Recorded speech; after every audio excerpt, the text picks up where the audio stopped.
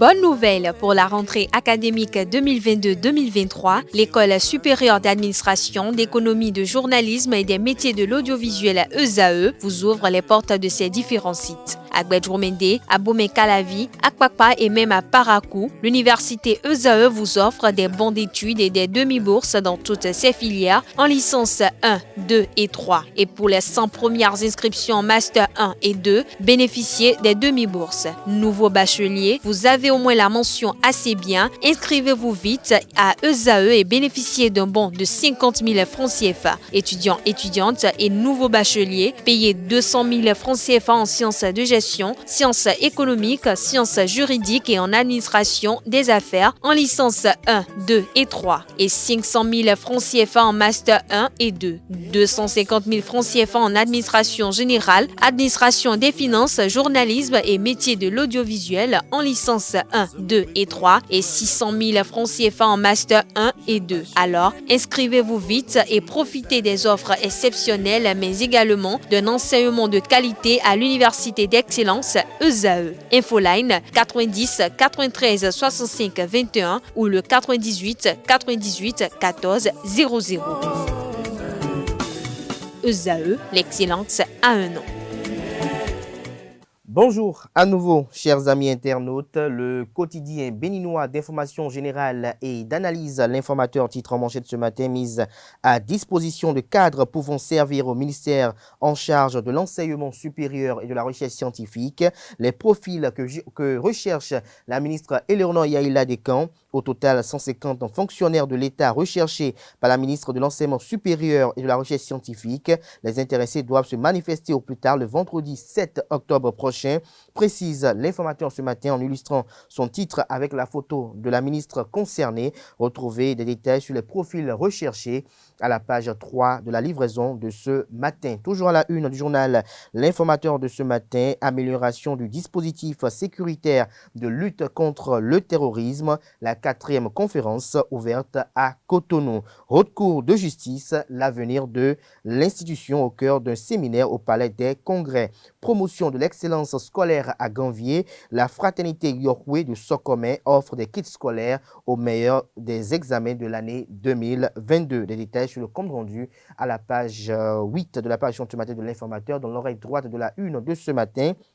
Vous invite, comme à l'accoutumée, à découvrir dans les colonnes de sa parution le journal École, produit, rédigé par les étudiants en formation de journalisme à l'École supérieure d'administration, d'économie, de journalisme et des métiers de l'audiovisuel ESAE. Le quotidien de service public titre ce matin en manchette « Transformation du coton, l'amorce d'une révolution dans l'industrie textile ». Toujours à la une du quotidien de service public, conférence sur la sécurité intérieure, améliorer le dispositif de lutte contre le terrorisme. Le Canard fait savoir à la une noir sur blanc que la 4e édition de la conférence sur la sécurité intérieure au Bénin a été ouverte ce lundi 26 septembre à Cotonou durant 2 jours. Les experts de la sécurité composés des membres de la société civile, des universitaires, des cadres des forces de défense et de sécurité et autres vont réfléchir pour trouver des solutions en vue de l'amélioration du dispositif de lutte contre le terrorisme et l'extrémisme violent.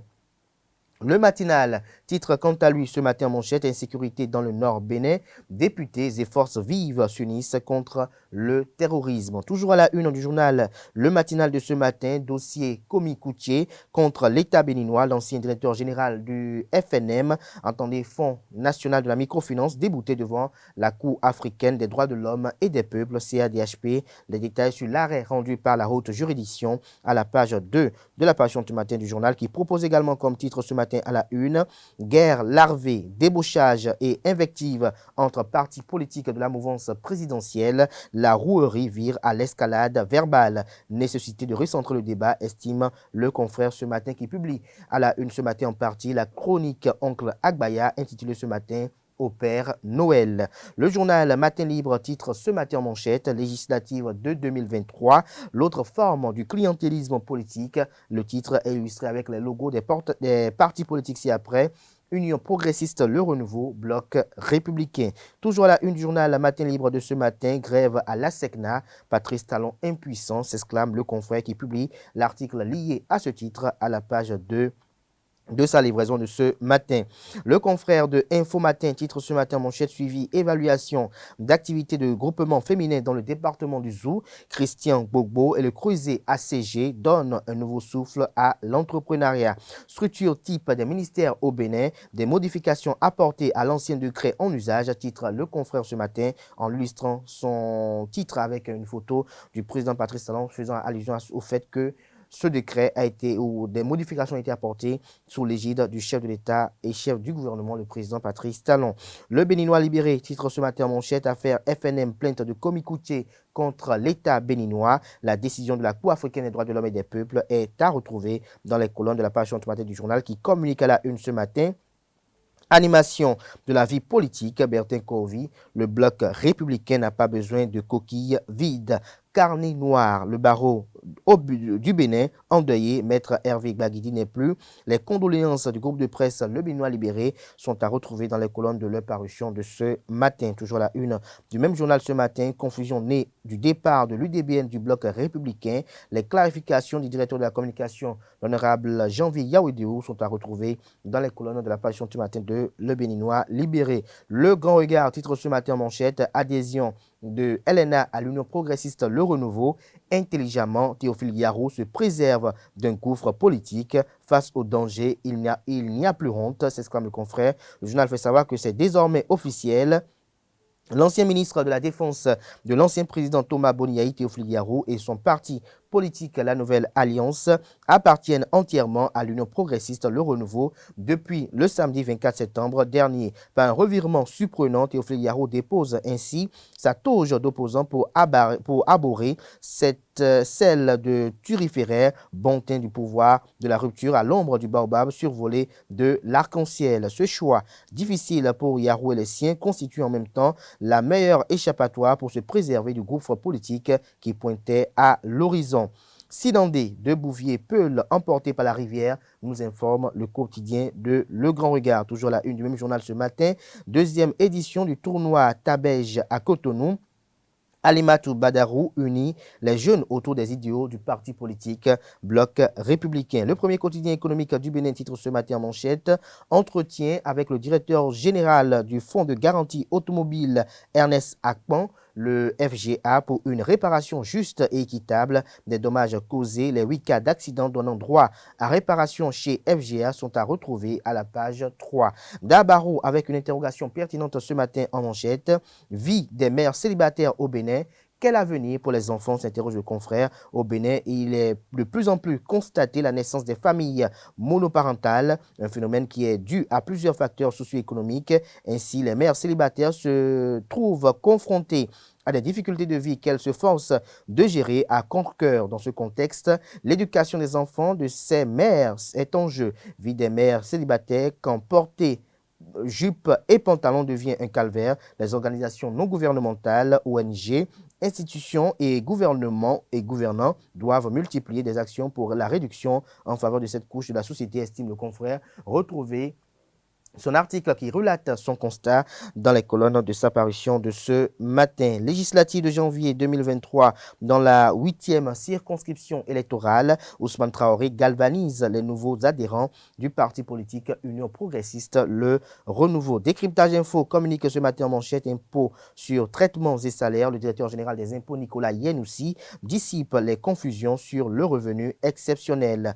L'affiche du jour affiche ce matin en manchette participation solitaire aux élections législatives de janvier 2023. Une option suicidaire pour l'UDBN de Claudine Prudencio, estime le journal. L'UDBN va siéger à l'Assemblée nationale du Bénin. Nous allons respecter la charte des partis politiques, le code électoral et aller aux élections. Tels sont les propos de Claudine Prudencio, présidente de l'Union démocratique pour un Bénin nouveau UDBN, le samedi 25 septembre 2022 face à 5 militantes et militants de Godomé, Kokotomé et autres environs non loin de la commune d'Abomey-Calavi. Retrouvez l'article du confrère et également l'argumentaire qui l'amène à estimer qu'il s'agit d'une option suicidaire à la page 3 de sa livraison de ce matin. Toujours à la une du même journal ce matin, célébration en différé de la journée internationale de la paix à Porto Novo. Les engagements de Wabi Amadani pour une paix durable sont à retrouver à la page 4. La boussole titre ce matin en manchette: reconquête de bastions politiques. Rachidi Badamassi ramène 8 localités de Tchaourou au bloc républicain. Nous restons toujours à la une du journal La Boussole de ce matin. Délai de 5 jours pour le règlement des factures d'eau. La SONEM n'a rien inventé, ce n'est qu'un rappel des clauses contractuelles pour mieux servir la clientèle, martèle le confrère. Nous passons à présent à Express Matin, qui titre ce matin la une: cadre de concertation des confessions religieuses, les membres du CA élus. Nous passons à présent au journal La Cime de l'info, qui titre ce matin à la une: deuil au barreau béninois, maître Hervé Gbagidi n'est plus, il a trouvé la mort dans un accident de circulation. L'actualité à la une ce matin: Cour africaine des droits de l'homme et des peuples, rejet de la plainte de Komi Koutié contre l'État béninois. Toujours à la une du même journal ce matin: élection du président du CA, du cadre de concertation des confessions religieuses du Bénin, ça sent du flou et ça grogne. Imam Mohamed Asifatou est-il mal élu, s'interroge le confrère ce matin. Nous passons à présent au journal Le Monde aujourd'hui: vie et gestion des partis politiques au Bénin. Le bloc républicain Koufo, toujours un monstre à deux têtes, estime le journal. L'argent envoyé par le parti au cœur d'une éternelle division des militants. Patrice Talon appelé à dissiper les leaders du bloc républicain, notamment ceux du département du Koufo. Presse béninoise: le journaliste Joseph Do Sacramento en garde à vue depuis hier, nous informe le journal ce matin. Ce sera tout pour la présentation de quelques titres parus ce jour dans la presse locale. Les quotidiens sont disponibles dans les kiosques, accessibles numériquement via Internet à travers leurs sites respectifs et également sur leur page Facebook pour ceux qui en ont et ceux qui ont des sites Internet également. Ils sont vendus dans les kiosques au prix de 300 francs CFA, également au prix de 500 francs CFA.